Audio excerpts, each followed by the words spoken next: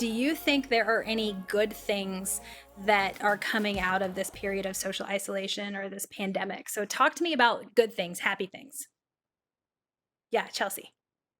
Dogs are getting adopted at record rate.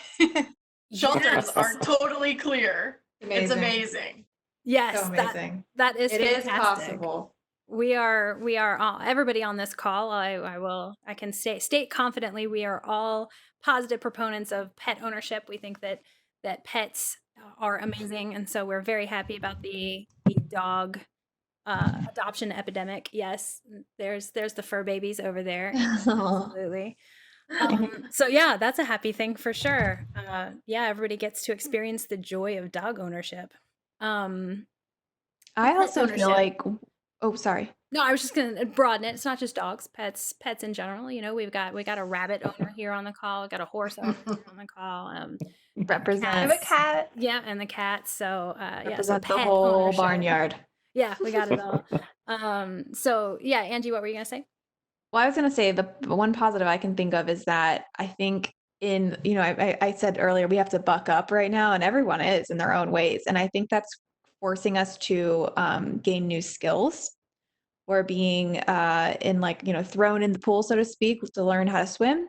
And that feels really hard, like when you're having to learn all of a sudden, right? But then you come out of it having this new skill that you never knew that you had. You know, we're also learning how to communicate differently with each other. And sure, although it's not as fulfilling on some of these basic fundamental psychological needs we talked about, I think this is going to change the way we work in the workplace. It's going to change the way we communicate in our relationships. And I think we have an opportunity to for that change to be for the better if we're able to really apply what we're learning in these high stress situations and apply them throughout the pandemic and then afterwards how to adjust back. Absolutely, yeah. Chelsea. I have never been as up to date with memes as I have been now. And I've got to say, I think my students appreciate it because I can bring those references to the classroom. So that's fun. Also, I think the world is just at the top of their meme game. Everybody's got like this funny way of looking at the world and just showing a little bit of joy and having Humor, these yeah. compilations. Yeah. Humor is a nice coping mechanism of dealing with some of the darkness and the For sadness. listeners who don't know, memes are an important educational tool. Your students will absolutely judge you on how well you can incorporate memes into your lecture, and I will just flat out tell you I am terrible at it. Just horrible. I am not. My meme game is not strong at all. But Chelsea is pretty good with it. So that's good. Ben, I saw that you had your hand up. Oh yeah. Playing off of what Angie was saying, that I love all of the web conferencing that's been happening.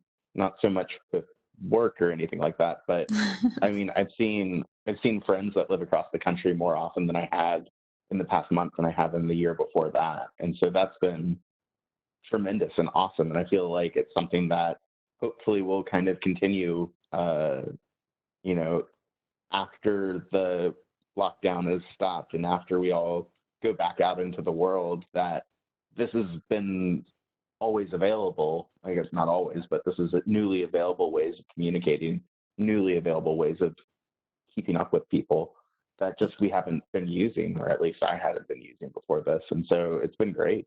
I absolutely agree. I think actually we were on a call at the same time when we were talking about with some other friends how we were talking about how we need to do this when we're not in the middle of a pandemic. You know, we were talking to people that are across the country that we haven't talked to much, and you're absolutely right. Like I actually had 2 Zoom calls with my parents, who I don't teleconference my parents. They live in Texas. I'm in Pennsylvania, and we could Zoom call all the time if we wanted to, or teleconference. I keep saying Zoom, but you know, any of these video chats, we could have this all the time, and we don't, and there's really no reason for it. So yeah, I think that's a really good point from Angie and Ben, that we can pick up on these tools that we're learning now, these ways of communicating and interacting, and carry them forward, use them when we're not in the middle of a crisis, for sure.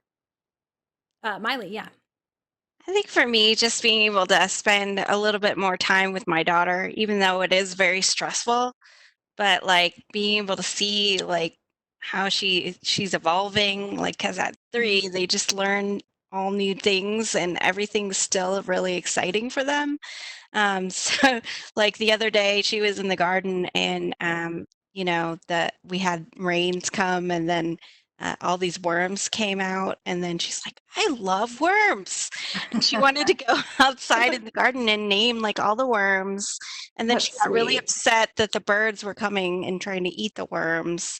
But yes, yeah, even today, like her dad was like digging up the garden and they had to go and rehouse the worms elsewhere. Nice. Yeah, And yeah. she named each and every one of them. But you kind Memories. of you take those things for granted, and then you actually have this time, and you're like, that's kind of cool, I you have heard know? that echoed from a few people that were talking about how this, even though it's a silver lining, it's obviously we don't want to be in the middle of a pandemic or a crisis, but that they have found these nuggets in spending time with their families, their kids, their partner, like this extra just time to focus on each other and be together and experience and benefit from that togetherness. Yeah, absolutely.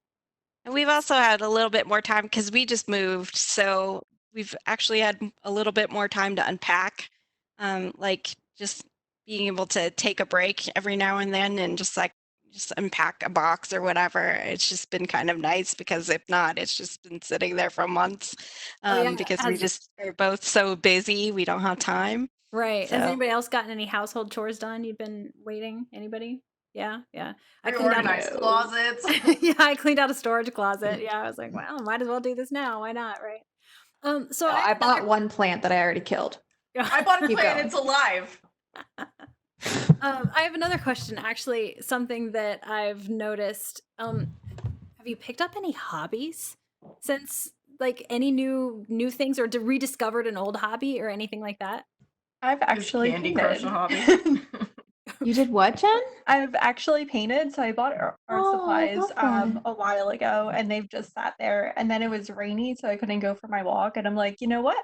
I'm gonna paint. And typically my stuff comes out pretty awful. Like I at a wine and paint night with Chelsea, I did such a terrible job that I was crying, laughing, how hysterically bad it was. And like the professor comes over and he's like, "We can fix it." I'm like, "No, no, no." The professor, she says, at the wine and paint place. Sorry, habit. But this one actually came out kind of fun, and yeah. That's awesome. That's awesome. We should do a virtual paint night because I got paint. I can do this. I got paints and canvas. We I should would love to absolutely do that. Yeah. Just make sure it's not like the last paint night we had, Michelle. Chelsea, they This turned will out be relaxing and fun. yeah. This is If the we most stressful painting thing I've ever done. if we do this call again, I'm gonna bring those paintings and show everybody. But they were pretty good. But no, I took up crocheting just randomly. Angie was crocheting before me, and I don't know if listening to her talk about it or something. My mom used to crochet; it just kind of stuck, and so I'm just taken off with crocheting personally. You know what's Um, hilarious is I haven't crocheted at all since the start of this. So you're reminding me that I need to pick it back up. oh my goodness, I've gone Instead, through. I'm trying just to sew again. My cousin lent me her sewing machine for 2020, and I had all these dreams about like making Christmas presents in advance. And now I'm like trying to figure out how to make a mask. I was like, this is not how I thought I would use this, but yeah. And am I learning the new hobby? No, I'm not. I still haven't figured out how to rethread the bobbin.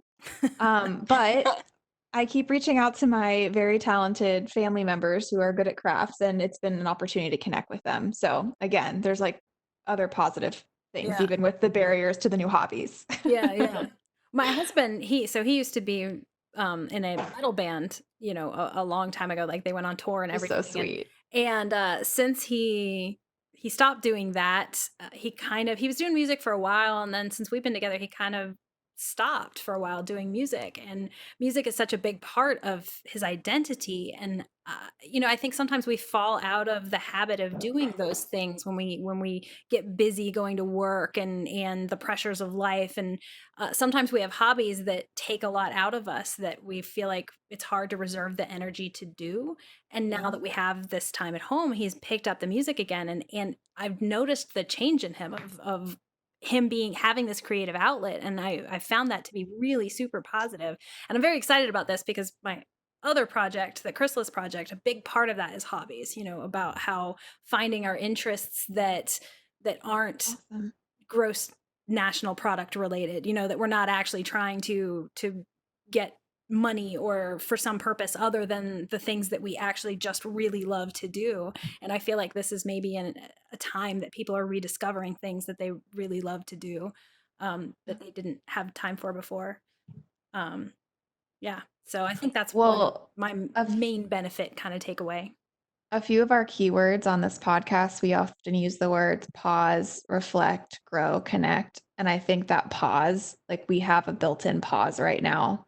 And it's a crazy pause, right? Like there's like all chaos in the pause, but that's kind of how life is, right? There's like all of this messiness. But I think that if we take the opportunity to reflect and then potentially connect when needed, that we have like the potential for a lot of growth.